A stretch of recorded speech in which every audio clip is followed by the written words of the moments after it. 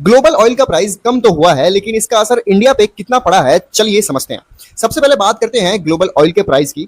Thursday को Brent crude, जो कि एक इंटरनेशनल बेंचमार्क होता है ऑयल का, इसका प्राइस गिरकर 72 से 73 डॉलर पर बैरल तक आ गया था। और यूएस क्रूड का प्राइस तो गिरकर 70 डॉलर से भी नीचे चला गया था। याद रखिए, कॉन्फ्लिक्ट के टाइम पे यही ऑयल का प्राइस 120 डॉलर पर बैरल तक पहुंच गया था। और ये दोनों बेंचमार्क अब फरवरी के एंड वाले लेवल पे वापस आ चुके हैं। अब सबसे इंपॉर्टेंट सवाल, इंडिया में पेट्रोल डीजल का प्राइस कम हुआ है कि नहीं? जवाब है नहीं। याद करिए, जब कॉन्फ्लिक्ट के टाइम पे प्राइस बढ़ा था तब पेट्रोल डीजल में ₹7.5 पर लीटर का इंक्रीज किया गया था। लेकिन अब जब क्रूड प्राइस क्रैश हुआ है तो कंपनियों ने अभी तक प्राइस कट नहीं किए हैं। ऑफिशियल्स का कहना है कि 3 सरकारी फ्यूल कंपनियां अभी भी पेट्रोल पे अच्छा मार्जिन कमा रही है, लेकिन डीजल पे अभी भी उनका हल्का लॉस हो रखा है।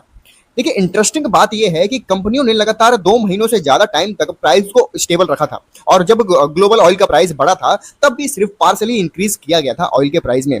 अब आप सोच रहे होंगे कि जब क्रूड ऑयल इतना सस्ता हो गया तो पेट्रोल और डीजल का दाम तुरंत कम क्यों नहीं हुआ?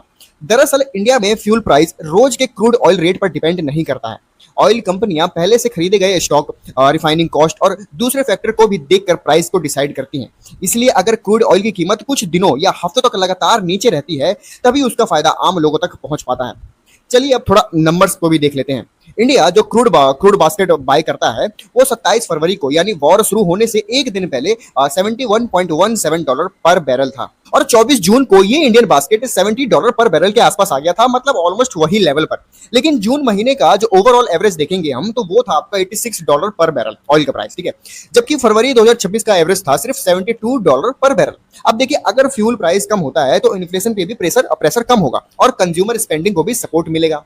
अब देखिए, ये सब जो डिक्लाइन आ रहा है, ऑयल के प्राइस में डिक्लाइन आ रहा है, वो इसलिए आ रहा है क्योंकि स्टेट ऑफ हॉर्मुज पे जो प्रेशर है अब वो नॉर्मल हो गया है।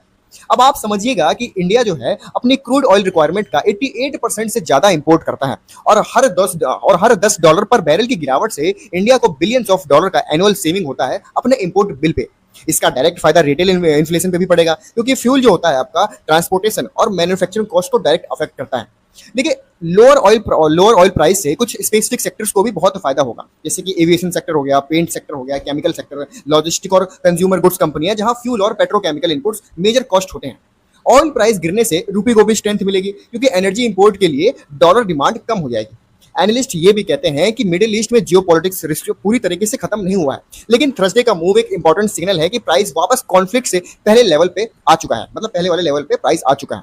तो दोस्तों, ये थी आज की पूरी जियोपॉलिटिकल न्यूज ऑयल के रिगार्डिंग। बाकी आप अपनी राय कमेंट में जरूर बताएंगे क्या आगे जाके इंडिया में ऑयल के प्राइस कम होंगे। जय हिंद दोस्तों, मिलते हैं।